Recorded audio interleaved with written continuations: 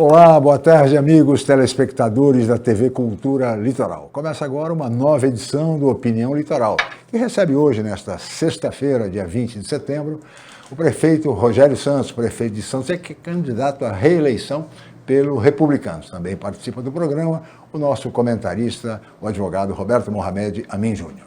E agora eu queria chamar o VT do programa de hoje, um VT que apresenta o candidato Rogério Santos. Por favor, solta o VT. Rogério Santos tem 58 anos e é mestre em odontologia e especializado em saúde pública. Natural de Santos, iniciou sua carreira como gestor no Instituto Metropolitano de Pesquisas Acadêmicas em Cubatão, atuando como dentista. Em 2009, foi convidado a trabalhar como assessor parlamentar na Assembleia Legislativa de São Paulo. 4 anos depois, assumiu a chefia de gabinete da Prefeitura de Santos. Em 2017, tornou-se secretário de governo e, em 2020, foi eleito prefeito com 50,58% dos votos. Atualmente, Rogério busca a reeleição tendo como vice a vereadora Audrey Cleis, que recentemente voltou à Câmara após deixar a Secretaria de Desenvolvimento Social. Muito bem, este é o vídeo. Prefeito, boa tarde, é um prazer recebê-lo aqui no Opinião. Boa tarde, Chico. Boa tarde, Mohamed. Boa tarde a você que nos assiste. É um prazer estar aqui mais uma vez, né, no Opinião, onde a gente pode falar da cidade e dessa vez também de eleição. Muito bem, Roberto Mohamed. Obrigado, Roberto. Prefeito, primeiro, obrigado por ter vindo. A gente sabia que o senhor já não iria se furtar a vir ao programa.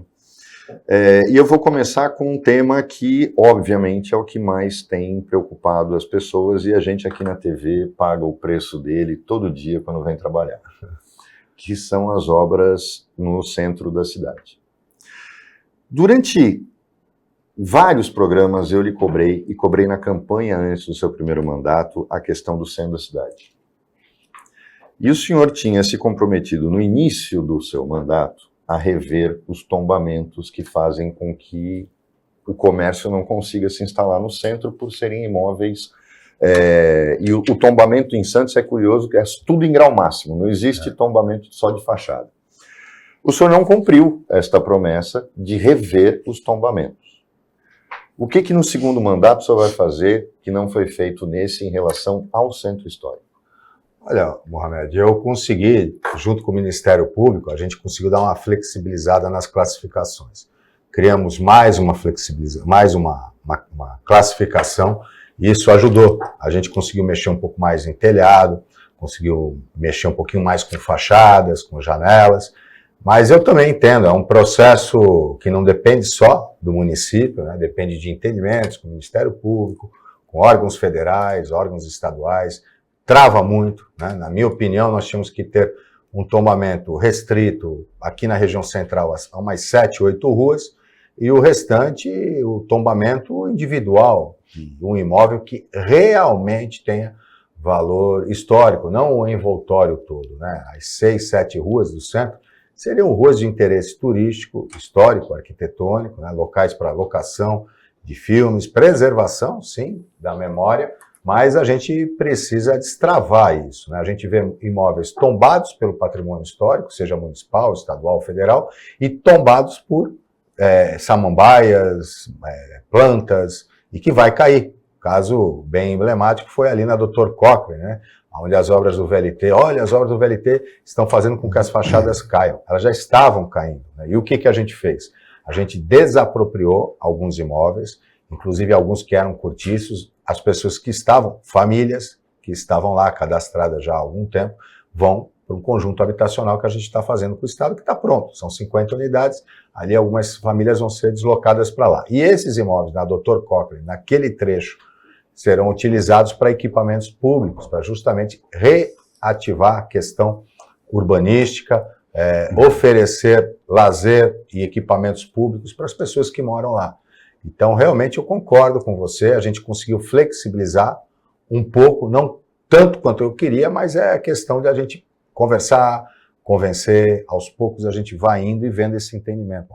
Você sempre militou nisso, você sempre cobrou realmente, né, políticas mais ativas, E lembrando que o centro histórico já vem esse problema de décadas, né? E acho que o grande precursor do vamos revitalizar o centro foi o ex-governador Mário Covas, quando decidiu restaurar a Bolsa do Café, que é um ícone, né? Então cria-se esse movimento, mas no meu entendimento, alguns excessos travaram e fizeram com que o centro ficasse estagnado.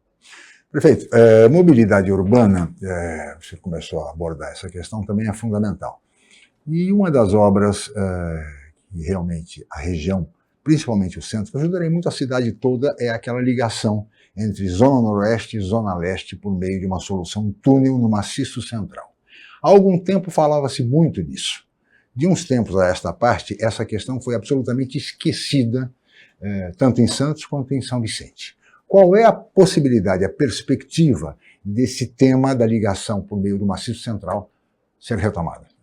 Chico, é um projeto que tem, né, e a gente, na época do Paulo Alexandre, nós assinamos com o governo federal, a ex-presidenta Dilma esteve em Santos, assinou no pacto 50 bilhões, e o investimento seria de 500 milhões para fazer o túnel e um corredor de ônibus, né, tanto em São Vicente, quanto chegando na ponta da praia, onde já se falava do futuro túnel submerso. Depois, eu já prefeito, o governador ex-ministro Tarcísio, ele veio, né, com o projeto da desestatização, do qual eu me manifestei, as preocupações que eu tinha com o cais público, com o emprego do trabalhador portuário, que isso teria que voltar o CAP, né, o Conselho da Autoridade Portuária, a ter também poder de decisão, não ser só consultivo, para que houvesse um equilíbrio nesse projeto de desestatização. E pedir como contrapartida o túnel. E ele colocou, né? Então, dentro do processo de desestatização, haveria uma contrapartida para a cidade de Santos, além dos viadutos necessários, o túnel. E até a ver com a questão portuária, por quê? Todos os automóveis que descem pela Imigrantes, e estou falando de automóveis, carros urbanos, você em algum momento tem que entrar na Anchieta ali, principalmente na interligação com Cubatão, onde você leva carro urbano para um eixo da Anchieta que deveria e poderia ser só de caminhões. Então, se a gente fizesse esse eixo ali no Maciço Central, quem vai para São Paulo, imigrantes ou quem desce, já pegaria ali por São Vicente e faria essa ligação desafogando a Anchieta, que já ajuda o porto. E houve esse entendimento e ele colocou, porém, quando ele saiu, o governo federal mudou e reverteu tudo. E depois também não teve a desestatização. E agora, conversando com ele também, e com o governo federal, com o Pomini, coloquei como uma das possibilidades de colocar no investimento do túnel submerso. Porque é uma linha, né? Você olhar a direção onde seria a ligação da Zona Leste com a Zona Noroeste, é uma linha reta, né, de um viário binário, envolvendo Carvalho Mendonça, Joaquim Távora, enfim, isso pode ser bem estudado ainda, ligando no túnel Santos-Guarujá. E é um valor que pode e que caberia nesse projeto de uma PPP ou da própria parceria do governo federal com o governo do estado. Então, é necessário, não é uma obra que o poder público municipal vai conseguir investir. E, além disso, é uma obra metropolitana, né, porque está justamente na divisa Santos com São Vicente. Então tem que ser feito ou pelo governo federal, pelo governo do estado, né? Os municípios não têm como arcar com esse custo, mas é uma obra necessária, inclusive para a sustentabilidade dos morros. Hoje é praticamente inviável eu, por exemplo, querer construir um conjunto habitacional nos morros para atender a população dos morros, porque o trânsito, né, nos morros em horário de pico está impossível. A ligação leste e zona noroeste, né, causam muitos transtornos e a gente não tem solução viária para a região do morro. Então, fazendo o túnel, é uma ligação metropolitana, é uma ligação intermetropolitana, porque também tem uma ligação com a Imigrantes, e seria fundamental para o desenvolvimento do morro, assim como também para a zona noroeste. Prefeito, peço sua licença, Roberto, nós vamos para um rápido intervalo e teremos em seguida do intervalo o horário eleitoral gratuito, 10 minutos. Voltamos em seguida.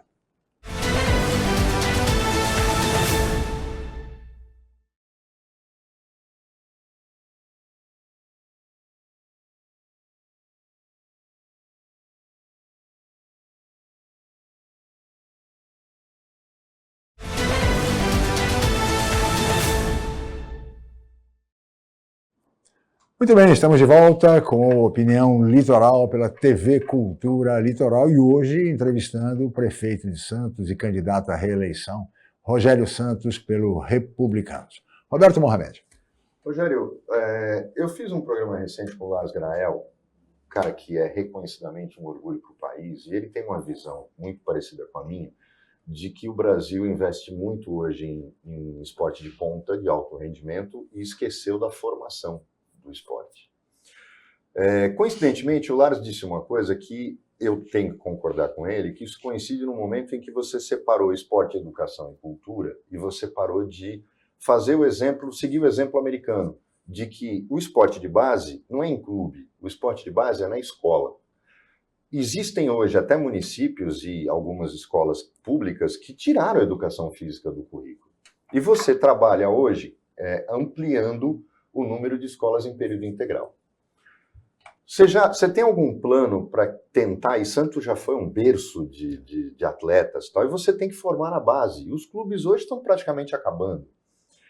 Existe algum projeto seu para fazer com que essas três secretarias, cultura, educação e esportes, trabalhem juntas, ao invés de cada um olhar só para o seu próprio umbigo, e fazer um grande projeto de que a educação física e o esporte volte para as escolas, já que Santos tem uma rede de escolas municipais que na região não tem nada que chegue perto. Isso faz parte do teu projeto para o segundo mandato, nessa continuidade da escola em tempo integral? Faz, Mohamed. A gente vai criar o programa Santos é Ouro. É lógico que o foco, né, é chegar na ponta, como você falou, de atletas. Mas hoje, por exemplo, quando você vai formar, e muitas cidades fazem isso, e Santos também, você vai formar equipes para disputar jogos regionais, você acaba até importando atletas, né, de algumas categorias. Santos até não faz tanto, mas tem umas que querem, né, querem ser campeões e tal. Então, o Santos é Ouro é justamente o que você falou e que você está correto. Tem duas políticas que não podem e tem que andar junto com a educação. É a cultura e o esporte. No Escola Integral, a gente já está dando esse passo, né? Então, por exemplo, todo dia 260 crianças vão para o quebra-mar. Crianças do Morro, da Zona Noroeste.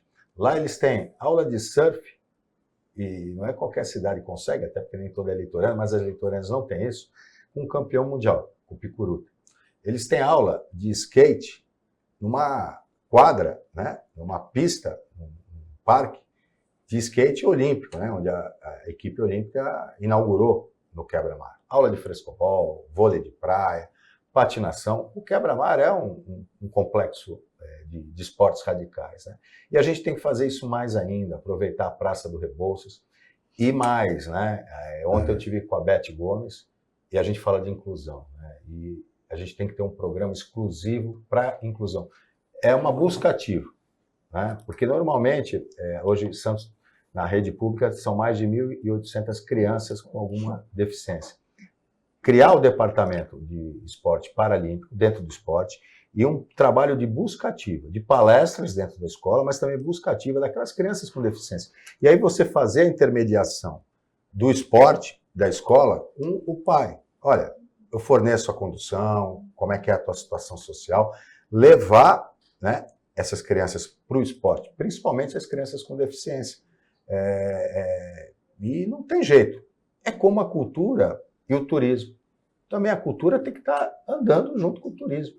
Hoje, Santos, e começa hoje o Festival Geek, né, já teve 90 mil pessoas, dessa vez a edição no Parque Valongo. O Festival Geek é a prova disso, está atraindo o turista, como a festa portuguesa, como os eventos que tem em Santos, que nem é a prefeitura até apoia, Curta Santos, o Tarrafa Literária, o Festa, que é do teatro. A gente, a cultura também tem que estar com o turismo, né? Então, e a educação é fundamental. Tem toda a razão, levar o esporte, aproximar, porque houve um distanciamento, não tem jeito. A cultura teve um distanciamento. Como aproximar, é isso que a gente está fazendo através do programa de escola integral. Puxando esse gancho, você nunca teve um perfil privatista. Isso Sim. É uma característica sua. Mas tem algumas coisas que é muito mais barato, e você viveu isso logo no início do teu mandato, naquela questão de negociação com as creches, Sim. Porque a prefeitura não tem condição de oferecer vaga para 100%. Existem algumas instituições, cultura, o Tantan, Sim. Que não só flerta com a cultura, mas flerta com a saúde, com a assistência Saúde social. Existem projetos como o do Marcos Daudi, que é o Judô Kids, que um cara que já foi bicampeão mundial, só não foi campeão olímpico porque ele era o Pepe do judô, ele se machucava sempre antes da Olimpíada. Existem alguns projetos que, se a prefeitura, com muito menos dinheiro do que ela fizesse, você deu o exemplo dos festivais, então você vai continuar nesse tamanho, porque, por exemplo, Santos é talvez a única cidade, tirando o capital, que tem projeto de incentivo à cultura próprio. Sim.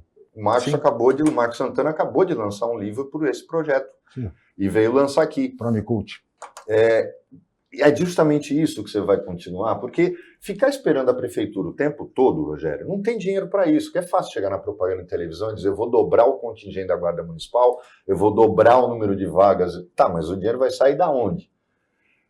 Você vai continuar nesse caminho de trabalhar com a iniciativa privada e sem vê-la como palavrão?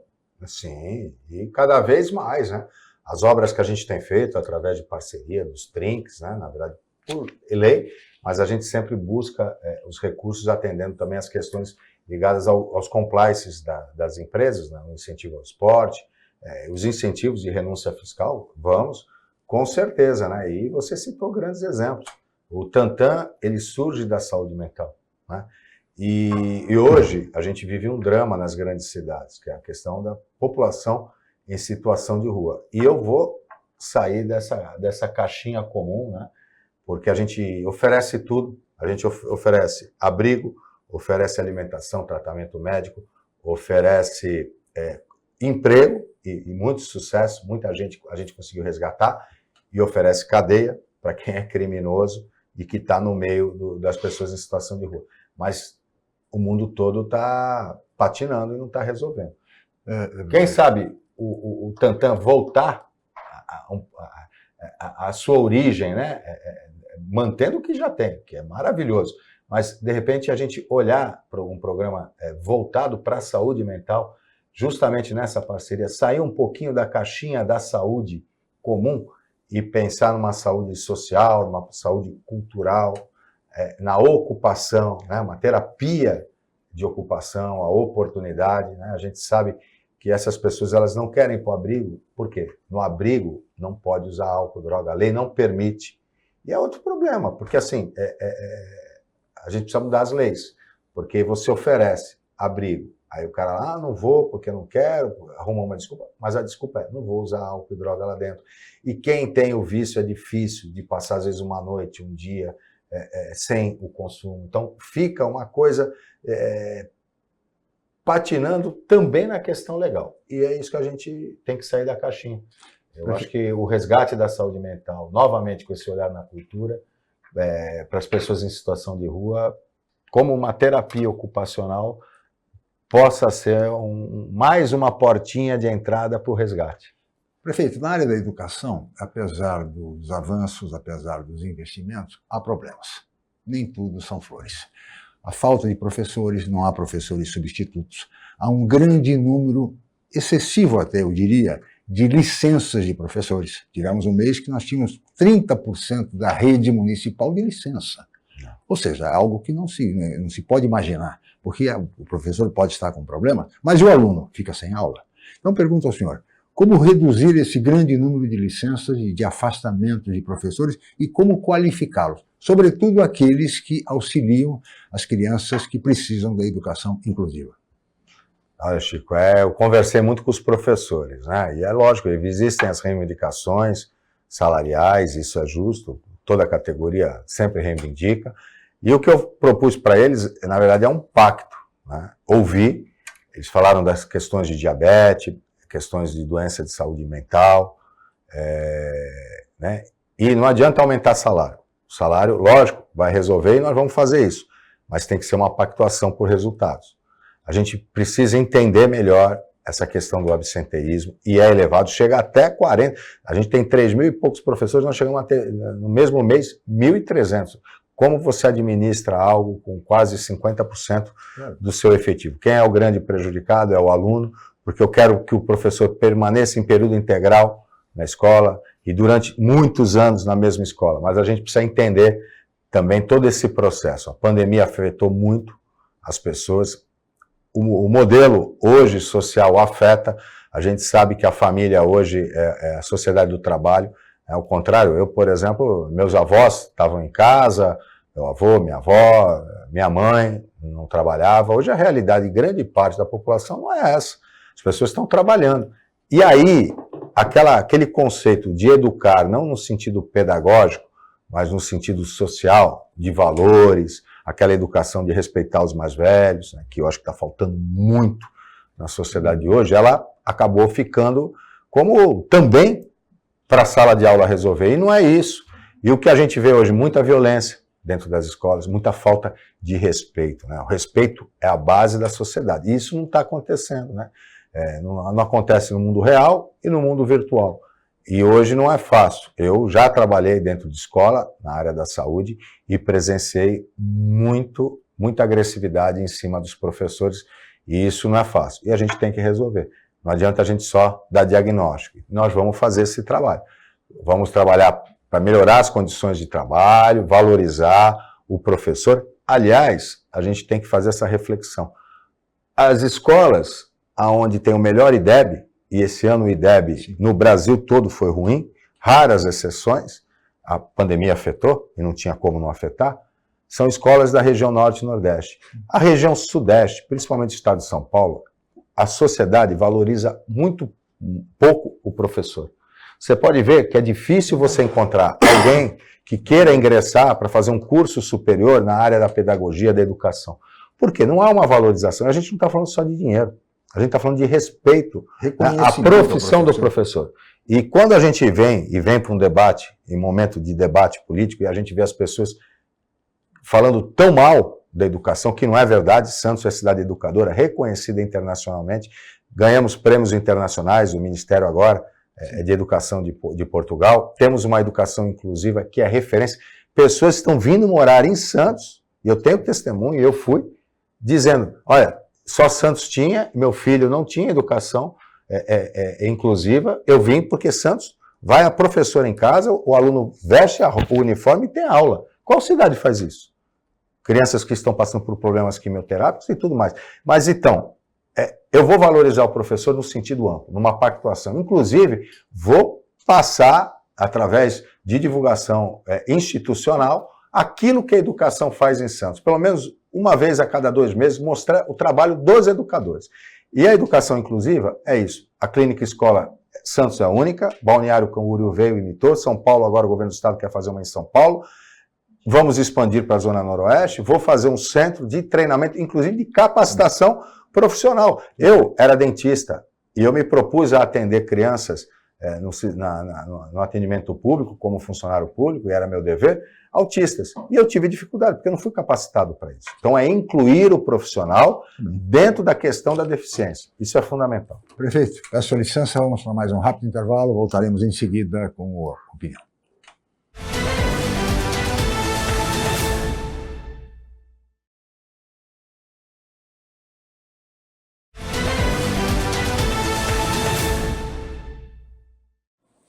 De volta com Opinião Litoral, pela TV Cultura Litoral, nesta sexta-feira, dia 20 de setembro, e hoje recebendo com muito prazer o prefeito Rogério Santos, prefeito de Santos e candidato à reeleição pelo Republicanos. E também Roberto Mohamed, nosso comentarista. Por favor, Roberto. Rogério, você falou da questão da educação, e Santos tem um sistema realmente de inclusão que nenhuma outra cidade da região tem. Tem uma outra característica da cidade também, que começa com a nossa querida Thelma de Souza, quando ela pensa a saúde como um todo. A gente falou do Tantan, que vem o fechamento da Casa Anchieta, uma coragem que ela teve na época. Santos tem assistente social do município, psicólogo do município, creche municipal, tem toda uma estrutura de proteção social que nenhuma outra cidade do litoral tem. Isso custa caro. Só que tem um agravante.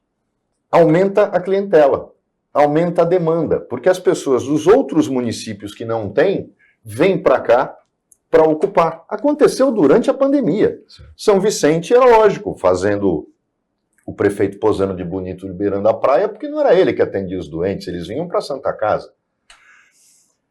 Quando você tem um setor como esse, e a gente falou da integração, esporte, escola, cultura. Na questão da saúde, também. E na questão da educação, dá para flertar nesse movimento. Você já parou para pensar que, por exemplo, as auxiliares que trabalham, né, nas escolas municipais poderiam ser auxiliadas por gente dessa rede de proteção social, fonoaudióloga, assistente social, psicóloga, que evitaria um custo maior, mas que elas dariam o treinamento, e é dentro da prefeitura que nós estamos falando. Aí cai naquela coisa. O quanto é preciso ter e o quanto faz parte da sua ideia de administração municipal, que por mais que você tenha que cumprir compromissos partidários num secretariado, a gente começa a ver que é impossível que 2 secretários ou 3, se eles falarem a mesma língua, muda tudo. É esse o norte que você vai dar no teu segundo mandato? Porque o segundo mandato é aquele que o prefeito arregaça a manga e fala, pronto, todos os compromissos que eu tinha eu cumpri no primeiro, agora sou eu. É assim que você está vendo esse segundo mandato? Não, precisa. Sempre, a cada ano, a gente renova e a gente está aprendendo sempre, né? E essa possibilidade de haver um controle também, de buscar os resultados, a gente faz isso com o PDR e outros processos, mas é importante sim, né? A gente trabalhar essa integração que muitas vezes é difícil. Quando a gente fala de pessoa em situação de rua, envolve 3 secretarias, né? Como eu falei, a gente dá alimento, a gente dá abrigo, a gente dá capacitação, é o social. Mas quando a gente fala que a gente dá saúde, é a Secretaria de Saúde. Quando a gente fala que muitas vezes tem bandidos infiltrados, é a Secretaria de Segurança. Até porque a Cracolândia, as pequenas Cracolândias, os locais que existem disso, tem sempre um cara com mochila falando, olha, ali tem um portão bacana que eu te dou tantas pedras de crack, né? Os ferro velhos. Então, são políticas que estão ali presentes. Não adianta a gente, cada caso, cada situação de pessoa de rua é uma história.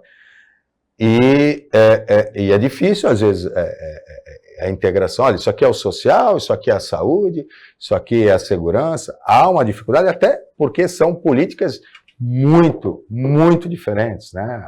O social tem o SUAS, Sistema Único de Assistência Social, ditado pelo governo federal. A saúde tem o SUS, né? E a segurança tem os seus preceitos na segurança. E essa interlocução, às vezes, é difícil, né? E a gente tem que fazer. A gente precisa muito, e isso é fundamental, que tenham, sim, peças de controle para que isso aconteça. Ô, prefeito, só para não perder a oportunidade, falando de saúde, há um desafio enorme, que um gargalo no setor, que é a questão dos exames de especialidades. Ou seja, o cidadão sai da policlínica, é atendido por um clínico geral, pede um exame mais sofisticado, e aí a fila é imensa, e as pessoas, às vezes, precisam realmente, urgentemente, por exemplo, no caso de uma endoscopia, e ela não é feita, leva meses e mais meses para fazer uma endoscopia. Como resolver um gargalo como esse, prefeito? São 2 movimentos que a gente tem feito, Chico. Olha, a gente tem feito os mutirões contratando clínicas e consultórios que têm muitas vezes equipamentos ociosos. A gente oferece a tabela SUS e mais alguma coisa, né?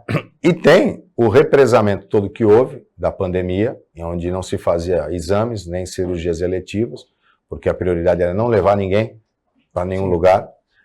E tem um problema muito sério, Chico, tabela SUS. Pois é. Você falou endoscopia. Um exame de endoscopia custa aí 350, mais ou menos, o mercado cobre. E a prefeitura paga o preço de mercado. Só que ela ganha, do governo federal, quase nada. A tabela SUS há 11 anos não reajustado. Agora, o governador implantou o SUS paulista, complementa. Mas você falou da endoscopia. Hoje, o exame de endoscopia em Santos demora 60 dias.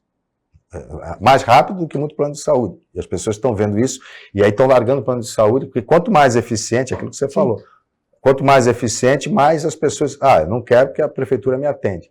E aumenta, mas a gente é obrigado a isso. Agora, endoscopia, a prefeitura cobre o valor de 75% do exame. Vale para a colonoscopia, por exemplo? Também? Cada exame é um custo. A colonoscopia é mais caro ainda. Sim. Né? Temos exames, por exemplo, de mapa de mama, de marcação de mama pré-operatório, que isso custa mais de R$900. E o poder público municipal é que arca com a maioria do valor. Então, é uma dificuldade. Até porque os prestadores de serviço que a gente contrata não estão dando conta de tanta gente que está acontecendo. E a gente tem feito esses mutirões. E aí, saúde é prioridade, mas o governo federal tem que pensar que saúde é prioridade. Não dá para ficar 11 anos sem atualizar a tabela. Agora, o Congresso aprovou e a tabela vai ser atualizada anualmente. Mas vamos ver como é que vai ser essa atualização. Mas hoje, endoscopia, 75% do valor, quem paga é a prefeitura. E aí, fica difícil. Rogério, o ex-prefeito Oswaldo Justo, ele falava que tudo é o prefeito. Sim. Mas, na verdade, às vezes o fiscal te vende para o dono do carrinho de pastel da feira e diz, olha, não é para mim não, viu? É para o prefeito, para o secretário, e eu fico com a menor parte e ninguém sabe de nada. E é lógico que o prefeito não pode saber o que cada um está fazendo. E a máquina, ela, quando se rebela em alguns pontos, a gente vê hoje uma situação dessa acontecendo na CET, por exemplo, na fiscalização, que está multando escola por barulho. Ora, como é que não vai ter barulho em escola na hora do recreio? A gente mostrou um filme aqui de São Paulo, a fiscal mentiu no laudo, fez tudo para poder multar o cara, não tem nada a ver com o Santos, mas com a da lei do silêncio. Então, é lógico que você não é responsável por isso, e a máquina é ruim. É que a pergunta que eu vou fazer agora, embora a gente já tenha falado de saúde, diz respeito às OSs. Existe um projeto no estado de São Paulo de OS para a educação. E a gente poderia ir além. Nós temos uma empresa em Santos, chamada Prodesan, que todo mundo acha que ela só serve para dar emprego para vagabundo que apoiou o cara quando ele é candidato, mas que, na verdade, ela já foi responsável por muita coisa na cidade. E é uma empresa nossa. E poderia ser, talvez, o caminho para a revitalização financeira dela. Existe algum projeto na sua cabeça de fazer com que a Prodesan possa exercer esse papel em relação, seja à educação, seja à administração de equipamentos públicos, pela facilidade de contratação e demissão que ela tem, porque é CLT, ela não está contratando um cara que vai ficar pendurado a vida inteira no cofre municipal. Passa por você essa revitalização? No primeiro governo isso não aconteceu. Para um segundo governo, você pensa em usar a Prodesan para ir onde a prefeitura não tem a rapidez de ação, seja em educação, seja em esporte, seja lá onde for, administrando a rodoviária, onde for? A Prodesan, primeiro é um orgulho, né? Ela faz parte do patrimônio de Santos, Silvio Fernandes Lopes. Quando a gente fala do Jaime Lerner, né, o Instituto de Curitiba veio para Santos aprender para fazer lá, isso na década de 70.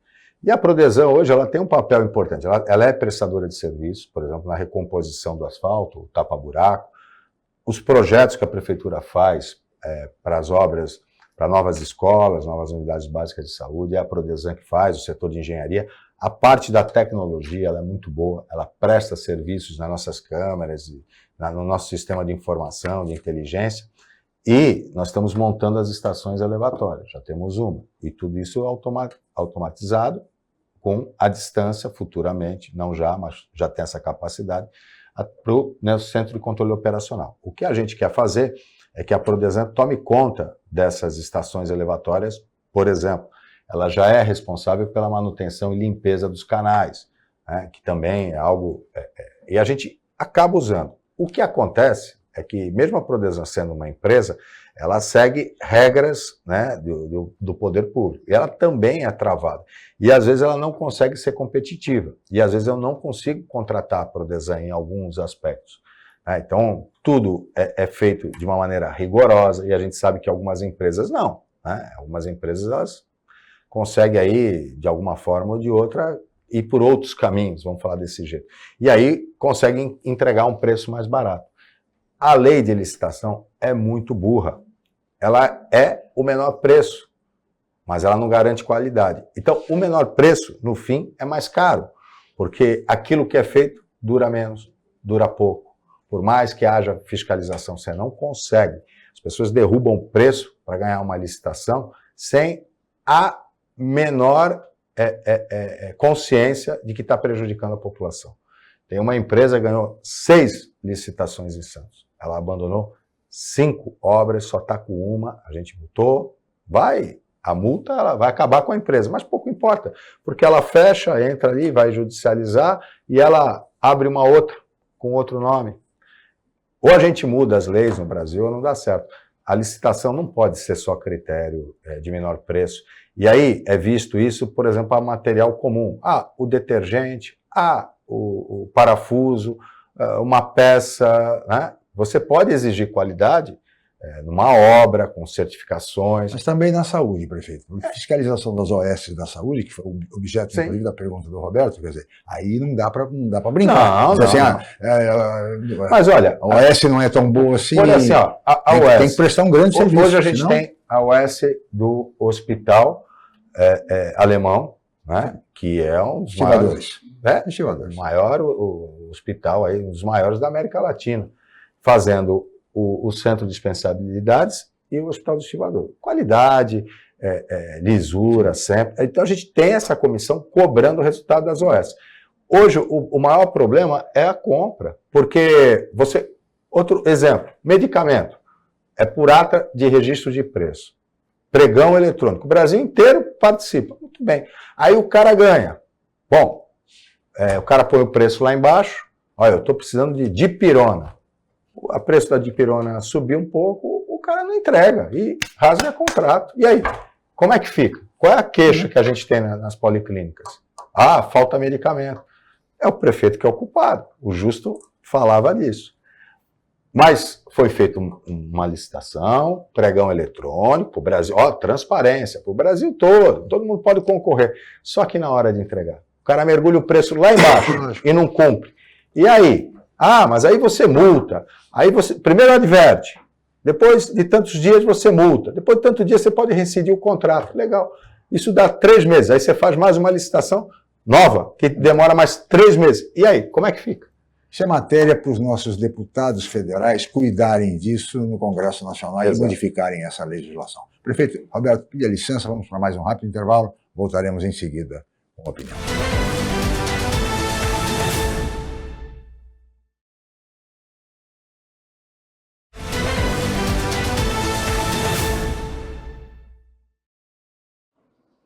Muito bem, estamos de volta com a opinião. Vamos agora para o último bloco do programa, que recebe o prefeito Rogério Santos e candidato à reeleição pelo republicano Rogério Santos. Roberto Mohamed. Rogério, vamos puxar o gancho do que você falou antes. E, às vezes a criatividade, a ousadia, e você pode se dar esse luxo, porque você tem uma procuradora municipal, geral, que é aguerrida. As pessoas podem não concordar com tudo que ela faz, mas, por exemplo, se o orçamento está do jeito que está, foi porque ela dormiu praticamente na porta do gabinete de ministro do STF até conseguir o que queria, que era o IPTU dos terminais portuários. Há tempo se apresentou uma discussão de que, por exemplo, uniforme, material, poderia ser trocado por um vale. A prefeitura distribuiria o vale, ao invés de ficar comprando de uma empresa instalada dentro do Complexo do Alemão, no Rio de Janeiro.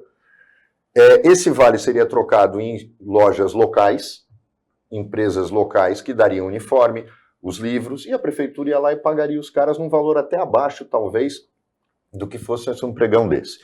O pão, que até a Thelma, tadinha, fez uma campanha uma vez infeliz, com o tridente em cima do pão, pagou o preço daquilo, mas é um absurdo que você tenha uma empresa que vai comprar das padarias locais, porque ela não vai mandar pão francês vindo do Rio de Janeiro. E você podia, e existe uma verba que é disponível para dar na mão da diretora da escola, e ela comprar na padaria mais próxima, que vai entregar, qualquer padaria em Santos faria isso e receberia a cada 15 dias, a cada 30 dias. É preciso, às vezes, inovar. É preciso ter peito, porque se o prefeito administra só com medo do Ministério Público, ele não faz nada hoje. Ele fica algemado com a mão para trás. E aí eu me espanto, porque muitas vezes você não usou essa procuradora, você não usou essa estrutura que você tem, e gente competente. Um dos teus secretários é um advogado, que é o Fábio Ferraz, é competente, ocupou até uma Secretaria de Saúde e fez um ótimo trabalho. Nesse segundo mandato, a gente pode esperar um pouco mais de ousadia, Rogério? Ou o preço é muito alto? Não, o preço sempre é alto, né? O prefeito sempre vai arrastar a corrente, né? Os processos sempre existem, por mais que você faça de maneira correta. Todas as minhas contas, as 10 que eu tenho como gestor público, todas aprovadas, né? E a gente ousou, a Ponta da Praia foi um caso, né? A gente ousou, veio aí um processo em cima da gente, ficamos aí 2 anos aí respondendo a um processo e deu que estava tudo certo. Quando a gente foi fazer o quebra-mar, Ministério Público embargou lá, embargou a obra, a Justiça, ficou 2 anos, né, com tapume e quem apanha, prefeito, minha mãe é homenageada, e depois de 2 anos se descobriu que estava tudo certo, que podia ser feito daquele jeito. É o que você falou, é o ônus que se paga por inovar, mas a gente tem que estar sempre inovando. O que tem que mudar é a estrutura das leis, né, para que o gestor público, né, possa usar ainda mais, de maneira transparente, de maneira correta, de maneira sempre dentro da legalidade, né? Então é importante, a Procuradoria realmente de Santos é nota 10, é inovadora, né? A Procuradora é uma pessoa extremamente dedicada e a gente tem muitas conquistas. E é engraçado porque o Tribunal de Contas do Estado, ele é muito em cima de Santos, né? Tudo o que Santos faz, tudo é muito fiscalizado. Eu vejo, às vezes, em outras cidades, a coisa não é tão rigorosa assim, mas aqui em Santos, sim, e a gente tem superado as barreiras. O Parque Palafitas é um exemplo. O Brasil não deixa fazer moradia legalmente em cima de linha d'água, mas as palafitas no Brasil existem. A gente vê no Norte, no Nordeste, Belém, Manaus, a gente vê na região do Pantanal, palafitas, e aqui na Baixada, né? Mal estruturada, sem saneamento, dificilmente o poder público tem poder de não deixar aquilo ser ocupado, né? Não tem como, é impossível, senão alguém já teria feito. E o que Santos fez? Vamos fazer palafita, vai ser a primeira do Brasil. Fui lá, montei uma equipe para trazer o licenciamento ambiental, contratamos Jaime Lerner, ainda vivo, o escritório dele, sempre vou fazer essa homenagem. Levei para o governador, ele topou e estamos fazendo, né? Mas como eu fiz? Inovando. Olha, é um estudo de modelo, não é um licenciamento comum, por isso que eu só estou fazendo 60. Então, a partir dele, se estuda os impactos ambientais, deu certo ou não deu, e o exemplo para o Brasil. Então, foi uma solução que eu matei no peito, vou fazer, e é o que a gente gosta, né, de desafio na gestão pública, é para isso que eu escolhi essa carreira. Prefeito, o senhor não entende que esse tipo de flexibilização necessária na legislação tão restritiva não cabe ao Congresso Nacional? Nós temos, afinal, 4 deputados federais que poderiam se debruçar sobre essa questão, que atenderia ao pleito de todos os municípios, sobretudo no que tange aos procedimentos licitatórios. Por que não se faz nada nessa área? Vou só complementar a pergunta do Chico. Dos 500 deputados federais, mais da metade quer ser ou já foi prefeito de uma cidade. Sim. Por que é tão difícil esses caras se fazer uma... E você já esteve em Brasília muitas vezes, desde que era secretário. Por que é tão difícil articular a frente municipalista, aquela associação de municípios? Por que eles não colocam essa bandeira, Rogério? Você que já participou de reuniões desse tipo. Pois é, eu vejo sempre... Poxa, eu vejo o Mourão aí com essa vontade, com esse ímpeto, um grande gestor, o Paulo Alexandre. É outro exemplo de um grande prefeito, né? Eles realmente o tempo todo, né, dialogando com a gente, buscando soluções, o trabalho que eles fazem em Brasília para modernizar a máquina pública, e os dois, tanto o Mourão quanto o Paulo, são inovadores, né, sempre buscando o resultado. O Mourão, né, com o aeroporto lá, regional, né, para cargas, né, o Paulo com tudo que fez, e o grande parceiro que eu tenho lá em Brasília, mas precisa, porque assim, mas a lei, a gente vê escândalo o dia inteiro, né? Escândalo transporte público, escândalo em obra e tal. Cara, não tá resolvendo. Vamos sair da cara. Por que os outros países conseguem ter uma... Por que o Japão consegue construir uma ponte em 1 mês? Por que a China e o Japão conseguiram construir hospitais em 2 meses, né? Com modelo construtivo e governo, estou falando de governo fazendo, né? Tá na hora. Está na hora da gente modernizar. O Brasil é um país com uma das maiores economias. Porém, no ranking da eficiência, né, de 65 países, o ranking da eficiência, o Brasil está em 61º. Só tem 4 piores que o Brasil em eficiência. Aí vejo o pessoal contra a nova lei do sistema tributário, contra as reformas, Reforma nós temos que reforma política, são contra todas as mas reformas. aí fica em tema, em subtema, que não deixa de ser importante. Tem subtemas que são importantes de se debater. Mas, por exemplo, se fala tanto da questão de saidinha, que eu também, né, tem que ter um critério maior. Mas qual é o problema da saidinha? Ela tem uma visão de recuperar a pessoa, de ressocializar, legal. O problema não é isso, né? Por isso que não pode ter. Não pode ter saidinha, porque o sistema penitenciário não está bom. Não socializa ninguém, não recupera ninguém. O problema não era a saidinha, o problema é o sistema penitenciário. Superlotado, o comando do crime está lá dentro, e todo mundo sabe quem é, e não se resolve. Se você tivesse o sistema penitenciário funcionando, e a saidinha fosse algo criterioso, fosse algo correto, né? Não feito somente para, vamos liberar que está superlotado, libera porque vai fugir tantos por cento. É o que faz, isso é brincadeira, não tem jeito. Ou faz uma reforma do sistema penitenciário, e aí a gente fica discutindo só a saidinha. Tem que discutir, porque aquilo era urgente, tinha que acabar, do jeito que qualquer um faz, mas tinha que resolver o problema penitenciário. São as grandes reformas. As leis criminais, que ninguém fica preso, tem recurso para tudo. Não dá, né? Rogério, nós temos um problema em Santos, que ao mesmo tempo que é uma das características românticas da cidade, né? A única cidade que chama avenidas de canal 1, canal 2, canal 3, canal 4, e o Beto tentou uma vez fazer a cobertura parcial dos canais, o que levou o Edmur Mesquita a provocar o Condefat e acabar fazendo um tombamento que é a nível estadual dos canais de Santos, o que por si só é um absurdo. Eu me lembro do inconformismo do Gaston Henrique em relação a isso, que era um absurdo, porque impede o desenvolvimento da cidade. Você pretende voltar à carga com isso? Passa também entre os seus projetos tentar flexibilizar este tipo de tombamento? Porque é um absurdo você ter uma área da cidade que simplesmente você não pode fazer nada, a não ser pintar a mureta. Os canais têm uma referência para o santista, né? A gente precisa também discutir isso com a sociedade. Muitas vezes não é a minha opinião pessoal do Rogério, né? Mas a gente precisa discutir. Eu, por exemplo, quando eu tenho que fazer um pontilhão novo, ou alargar os pontilhões, a gente modernizou aí mais de 15, 16 pontilhões nos últimos anos, porque a carga, quando eles foram feitas, o peso dos caminhões era um, dos automóveis, o trânsito era outro. Você tem que alargar, tem que ir até Brasília para pedir a permissão.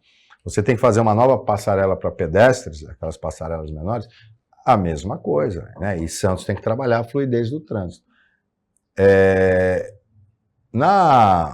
Nessa parte de tombamento, dos marcos e das referências históricas, existe o testemunho, né? Em muitos países isso é feito. Você deixa uma parte original, mas até para as pessoas testemunharem que era desse jeito, e uma outra parte não, né? Como é algo muito, né, e o santista tatua as muretas, né, tem as referências do bonde, né, isso é muito bonito também, faz parte da cultura. É necessário se discutir isso com a sociedade, é importante. Mas os canais, eles poderiam, em alguns trechos, especificamente, ter uma funcionalidade melhor, né, mais moderna, né, e preservando a característica do canal, né. A Rangel Pestana, por exemplo, foi ali, um canal coberto. E foi um dos primeiros canais, e hoje ele está coberto. Prefeito, olha, nós teríamos muito mais a conversar, mas estamos já no limite do tempo, que 30 segundos para as suas despedidas, considerações finais, registrando os nossos agradecimentos pela sua presença e participação. Agradecer, sempre estar aqui com vocês, né? Você, Chico, é uma referência para todos nós, o Mohamed também, né? Quantos anos aí vocês formando bancadas, falando de política, e o que a gente espera é a boa política, o que a gente espera sempre é esse debate qualificado, coisa que a gente pouco vê. Então é um prazer estar aqui com vocês nesse período eleitoral, a oportunidade também da gente estar falando, e pode pedir? Pode, claro. 10. Rogério Santos e Aldre Cleis. Muito bem, e assim chegamos ao final desta edição do Opinião Litoral, que contou hoje com a presença do prefeito Rogério Santos, candidato à reeleição pelo Republicano. Agradeço a presença do prefeito, do Roberto Mohamed, nosso comentarista, e principalmente a sua audiência qualificada, caro telespectador. Nós estaremos de volta na segunda-feira em mais uma edição do Opinião. Tenham todos um ótimo final de semana e até segunda-feira.